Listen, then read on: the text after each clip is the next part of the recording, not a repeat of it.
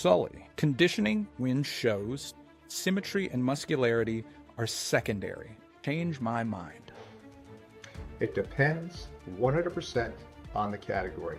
If you think of each category as being a different kind of fruit, all right, so I'm just trying to make an analogy, all right? If you have wellness is, let's say the wellness category is a pear. What you're doing is you're looking for the best pear there. So a pear has a totally different symmetry. It has a totally different look. It has a totally different sheen. It has a totally different everything that you want to look at, all the attributes than a pineapple. So let's say pineapple is women's physique. So everything is different. So there are three aspects to physique.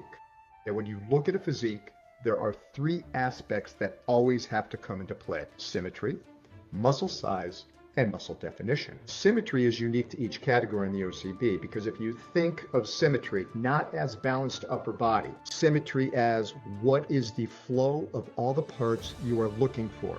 The symmetry, a blacked out silhouette, is absolutely totally different in wellness than it is in bikini. So the first thing you have to look at is symmetry to make sure that you are comparing apples to apples, pears to pears, and pineapples to pineapples.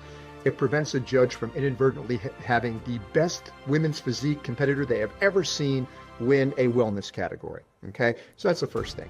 And then if you look at the left and right boundary of how much definition or conditioning you can have, there is a left and right boundary that is different for every single category.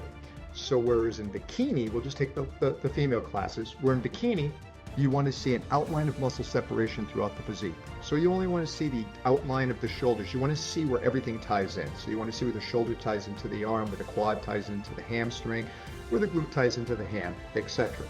Then we bump it up to wellness.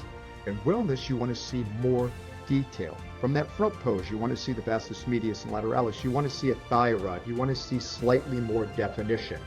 Now we're going to move it into figure.